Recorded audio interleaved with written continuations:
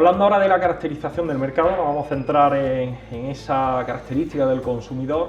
Bueno, en primer lugar hay que tener en cuenta que estamos hablando de como se suele decir, un país, una raza, no una cultura. Es un país con un fuerte arraigo cultural, que incluso de los países, ¿no?, que tienen o que defienden más esa cultura, lo que eso influye siempre a la hora del consumo, de su hábito y de sus gustos. La primera palabra es la adaptación. Hay que tener una clara adaptación a su cultura, a su forma de pensar. Y además ya nos encontramos que en esta caracterización del mercado el cliente tiene mucha fuerza, mucho poder. Es decir, el cliente es el que hace cambiar los hábitos de consumo, las tendencias, los productos. Por lo que nos encontramos también una dicotomía entre un cliente exigente, incluso innovador, con un importador que incluso es un poco conservador, ¿no? Por lo que encontramos esa dicotomía y el foco de atención, como decimos, hay que ponerlo en el cliente, que es el que va a cambiar la tendencia, incluso las reglas en el mercado. Bien, eso en cuanto al cliente. El cliente además, porque eso repercute en el importador y nos va a servir para hablar de esa relación con el importador, es un cliente muy exigente, es un cliente que va a exigir calidad, un mínimo de calidad al producto, y va a ser muy exigente también en cuanto al precio. Es decir, encontramos un mercado que es muy maduro, con una alta competencia, por lo que la presión en precio no la vamos a encontrar. Esa presión en precio, como decía, el cliente va a mirar ese precio, va a exigir un mínimo de calidad y además va a exigir una información sobre ese producto para hacerle influir en su decisión de compra.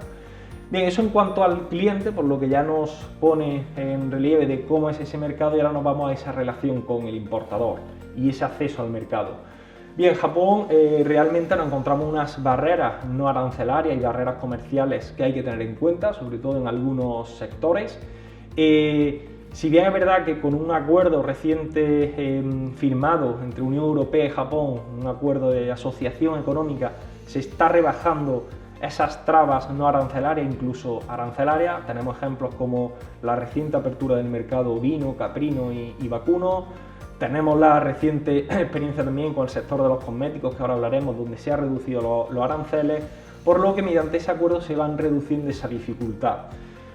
También hay que tener en cuenta que Japón es un mercado donde los canales de distribución son largos, son complejos y, como os digo, normalmente el importador y las autoridades van a exigir requisitos, procedimientos, reglamentación que hay que tener en cuenta. ¿Eso a qué nos lleva a esa situación? Pues a que la figura clave del importador para entrar en este mercado es clave. Esa figura del importador, que además recomendamos que sea analizada y estudiada previamente. Normalmente en Japón vas a trabajar con un solo importador y nos encontramos con importadores que son especializados por producto, por canal, incluso por posicionamiento, ¿no? Entonces, una vez que se selecciona ese importador, hay que tener claro que es el correcto, porque es difícil luego cambiar, e incluso de inicio en Japón ocurre mucho, bueno, de inicio incluso en el desarrollo, te ligan a un importador.